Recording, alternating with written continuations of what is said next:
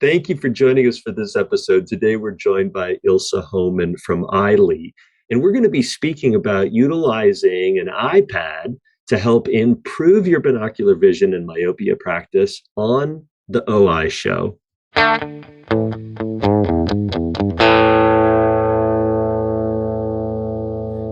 Well, thank you for joining us for this episode of the OI Show. Today, we are joined by Ilse Homan, and Ilse has been a practitioner and has been an eye care provider in South Africa. And she started a company called iLEA, which is solving some really interesting problems. So, Ilse, thank you for joining us for the OI Show. Absolute pleasure, David. Happy to be here. We're excited to get to chat with you about some things that you do. I met you on social media. I believe it was LinkedIn because you were talking about things that were interesting to me. Can you give us just a brief little history about your introduction into eye care and how you started, in the eye care field? So the interesting thing, David, is as a child, I always thought I'd end up in engineering. I've got a very systematic brain that is always trying to make processes more efficient. I think it's a good way of explaining how I ended up in a tech company. But I'm a myope myself. I'm a -4. I've got an intermittent exotropia with a lag of accommodation. And needless to say, I got my first pair of glasses when I was 12, and I really started struggling to study when I was in my high school years. And I think that just kind of, got the bearings going, and the rest is history. Ended up in optometry, studied at Rand University, in Rand Afrikaans University in Johannesburg. And it was in my third year when we started working with emmetropization and binocular vision that I just knew that I was in the right space. There you go. So opened my first practice in PETS and BV. I obviously experimented on myself. I'm happy to say that I haven't progressed since third year, since I started being my own guinea pig. I always experiment everything on myself first, I guess. Opened my first practice when I was 27. And I had 5 practices by the time that I was 35. Wow. So, yeah, a lot of BV and a lot of PEDS. Okay. And so some people don't know what iLEA is. So tell us a little bit about, running these 5 practices to getting to the time where you're like, I need a solution, and that engineering brain of yours. What led you to say, hey, I need something for my practice? What was the need that you were trying to fill? So I guess when you see a lot of children and you go through the whole BV and also myopia management, which is something that I've always been interested in, there's a couple of pain points. I'm one of those people that want to have as much as possible information. I think that we can make a much better diagnosis if we have a broader view on the visual system. But then those 4 pain points of actually going through all the tests, then you'd have to take the results, first interpret them, okay, so a little circle here on the Randot stereo gram actually means that it's a 30-degree seconds of stereo, and now you got to think, okay, well, this patient is how old? We got to compare it to the normative databases, and then you've got your result. Then you still have to look for patterns to see, is there a divergence or accommodation dysfunction? And then you still got to decide on treatment plan. You got to educate your patient and your parent, because they have to make an informed decision. In the end, it's still their decision. And then after all of that, most of my patients actually required a visual report, which would then take another couple of hours to do. So needless to say, I really loved what I was doing, but I was very quickly becoming very busy. And obviously, coming from a very systematic background, of always trying to make things more efficient, it wasn't long before I started making a couple of those processes a little bit more automated. But I always had this dream of iLEA. I think what iLEA is at the moment, and could be so much more. I just never really had the time to sit down and design it. Yeah. What And changed? What changed to get you to the point where COVID, you're like, COVID? when COVID, I mean, I think COVID changed a lot of things for a lot of people. Yeah. There was about 2 months that we couldn't practice at all. Yeah. And my husband, being a software engineer, was still working from home. And I just started picking his brain and saying, I know we've discussed a lot of things. I mean, a lot of colleagues know that I've been doing this for a while, on off since about 2012. And we just literally started with a pilot, and it just escalated from there. It's escalated from there. So you just had mentioned to me that there's a new chapter of your life that is starting. You're moving on from South Africa, and you're moving to Belgium and the Netherlands. And what was this stimulus that got all that going? Was that COVID as well? It was COVID. There was a couple of personal preferences as well. My husband, being in the field that he is, has got a lot of opportunities in the Netherlands. Yeah. And I think one thing that I should also mention is that my mom is Belgian. Yeah. So I've always had this passport, and I've always had this dream of going and living there for a while. And I think when COVID started and things just became a little bit more easier to work from home with what we're doing now, we can basically live anywhere. And it's always just a dream of ours to actually go and live there. So what, and I would like for us to talk a little bit about iLEA here in a moment, but what do you foresee this becoming here in practices? Is this something where you started utilizing it in practice so far, or is it something where people are starting to use in practice already? And how's that going? So the interesting and sad thing is the pilot I definitely started running in my own practice. Sure. I loved what it did for me because it made me more efficient. It made me be able to work smarter and faster. And let's face it, the moment you work with an app, kids just think they're playing a computer game as opposed to being tested. So the children and the parents loved it. It was only really finished by the time that I've sold my practices. Okay. And we're in a stage where we officially launched in March. We had a small pilot study with a couple of colleagues that I trusted and could talk about and could give me some honest feedback. And we're at a place now where we've got people signed in from America all the way to Malaysia. Yeah. So let's talk a little bit about iLEA. And first of all, what does it do? So there's two different types that we can use. We can use the diagnostic, and then there's an aspect with some treatment for vision therapy. Tell us, first of all, how do you describe iLEA to people who've never heard of it? So iLEA is a way to be able to do more tests in a shorter period of time. It also does a lot of the automation for you. So a child would literally sit with an iPad and align a couple of things. It would quantitatively tell you exactly, for instance, what the foria is for deer. It'll automatically compare that for you to the normative database. And it just gives you a much quicker, broader overview of a visual system. From which you can easily then make your diagnosis and decide on a treatment plan. So testing foria, what else does it test for? So iLEA at the moment, and I say at the moment because what we have at the moment is just the tip of the iceberg of everything that I would like to incorporate there. But at the moment, it's got a lot of input data where we can put in results from our subjective and objective tests. But the physical test that we can do is basically all the guideline binocular tests are set out by the International Myopia Institute and the American Optometric Association.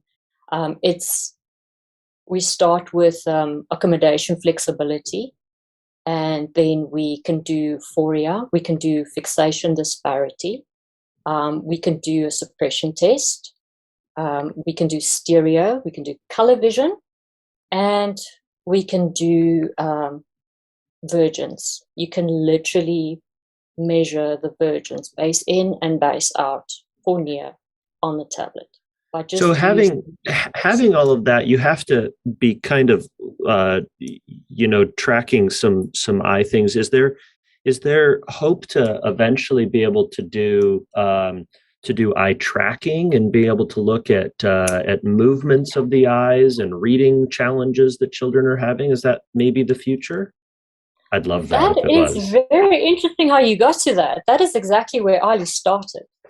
So I was experimenting with the idea of doing my master's degree in computerized tracking of eye movement, specifically to be able to do things like objectively measure phoria based on Hirschberg technique. So we'll be able to get a much better quantitative value for measuring infants with aphoria or atropia. So eye movement's definitely one of the things that we are looking at, Mm, and then also refraction. It's amazing if you look at the technology, what we can do, all the things that we can do basically with an iPad, yeah, yeah, not giving away too much. sure, sure. So this is really cool. So what you just said here, fixation disparity, vergence, suppression, stereo. Some people are curious why you're talking about myopia. So I think about this as all binocular vision stuff. So I'm setting you up because obviously I know You where this is. are But so tell me about myopia and why this is such a passion of yours, and what you just described here is all binocular vision stuff. I don't get it. okay. So I have to start with my own predicament. The fact that I was an intermittent exotrope. I was really struggling to study. But it was also, I think, one of the driving forces that was fueling my myopia progression. Because when I started experimenting on myself, and back in the day, we didn't have a lot of options. I'm talking 2004. But just giving myself a little bit of an ad. Let's say I was using reading glasses for near. Um, didn't really do much, but then when I combined it with a little bit of prism, I was actually doing that to be able to study better. But for the first time in my life, my progression was getting a lot lower as well. Well, I haven't progressed a single diopter since. Are you about a Um, -3? I was a -4. I've actually Uh-huh. in the years to follow, if I've regressed a little bit, I'm a -375 now. And Yeah. I mean, I was one of those kids that got an 050 every time Yeah. I went back to the optometrist, and So had yeah, you not done this, you might have been, 4 or 5, 6, and your risks of disease could have gone way up with all of that. And way up. phenomenal. So the interesting thing is, my younger brother had exactly the same sort of visual condition as me, wouldn't listen to me because he was very clever, and ended up being, of course he was, ended up being a -10 at 25.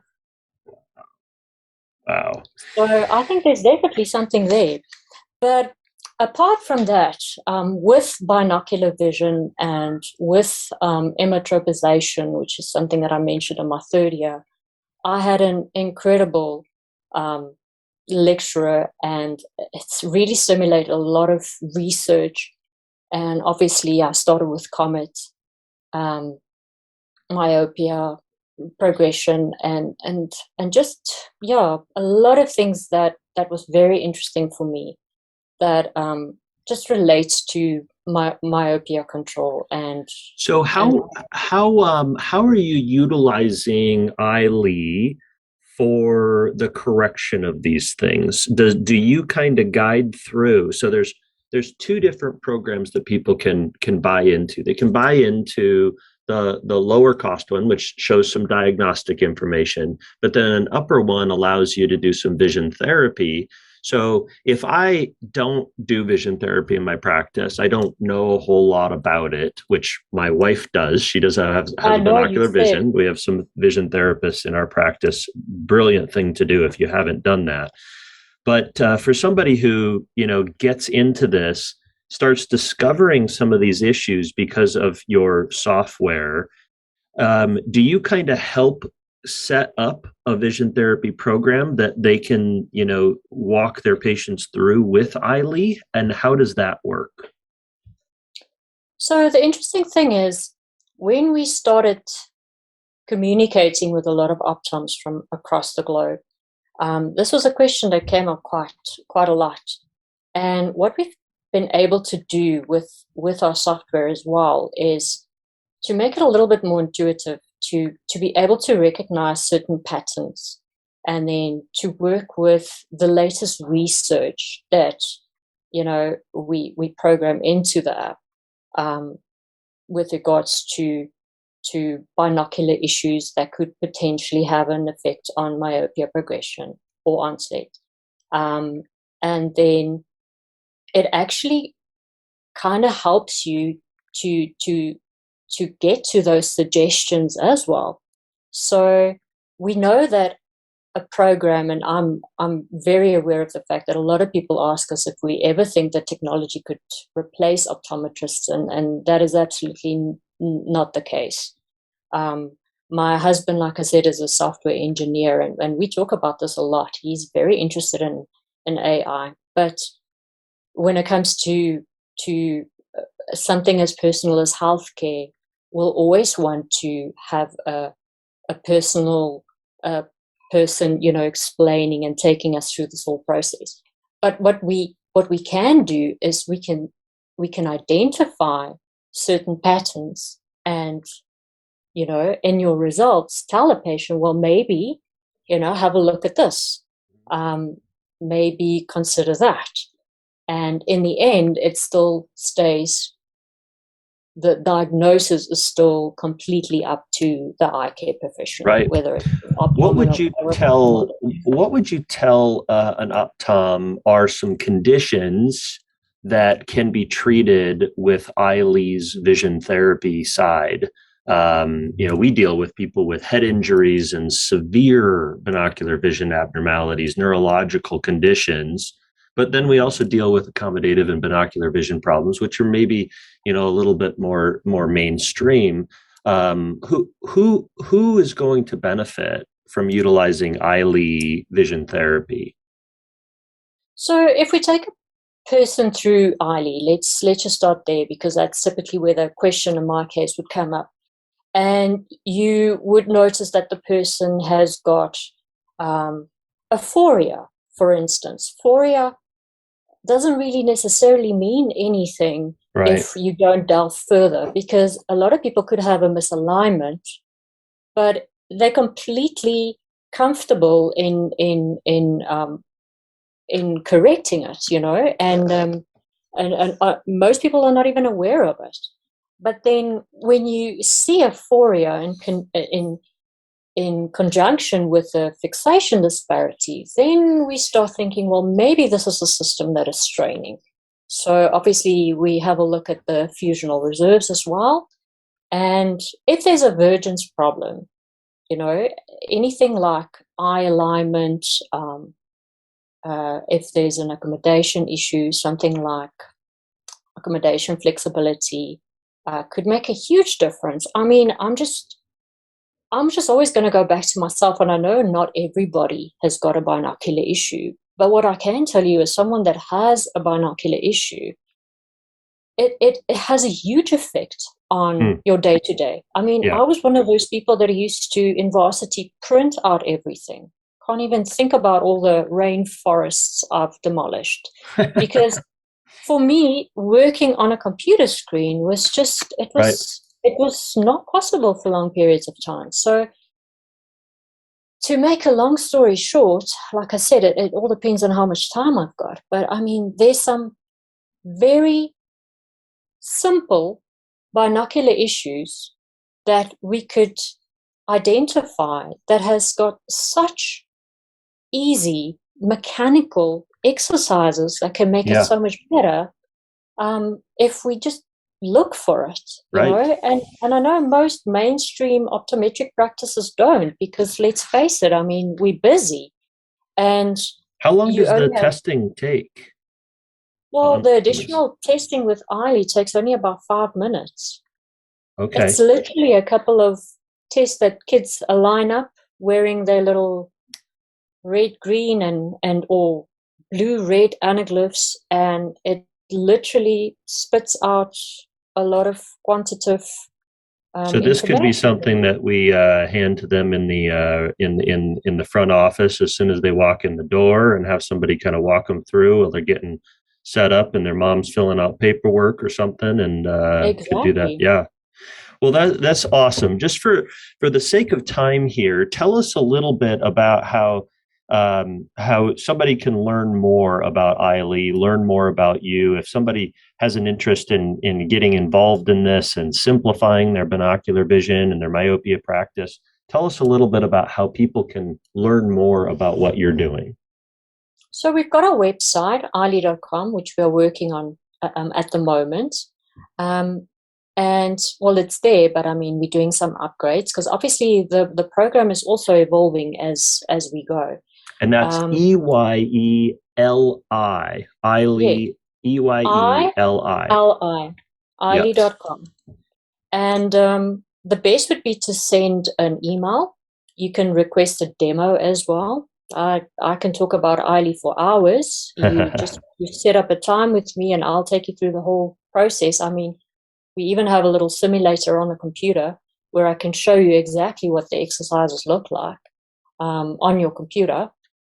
And then we just take it from there, That's because it's awesome. also obviously interest. It helps if I know more or less how much you do know about binocular vision and if you're already doing a little bit of myopia management in your practice. Yeah. Well, thank you very much for joining us. It's really cool to hear all about this. I can't believe the time flew by so quickly. We sure appreciate you joining us today. Thank you so much for having me, Yeah, David. I absolutely. guess If I'll you speak to would you again like, soon. yes, I would love to talk with you again. If you would like more information, you can go to ilea.com and look into getting a demo. We'll also have resources in the show notes, which will direct you to the website, or email if you have an interest in setting up and learning more. On the OI show, we love talking about new technologies. We love looking at ways to expand our practice and reach outside of what we're currently doing. So if binocular vision, myopia management isn't something that you're currently doing in your practice, we'd highly encourage you to look for resources like this to be able to expand and help your patients in other ways. Thank you for joining us for this episode. Make sure to like and subscribe. We'd be honored if you would leave us a 5-star review. And we'll look forward to having you join us on the next Optometric Insights podcast. Thank you.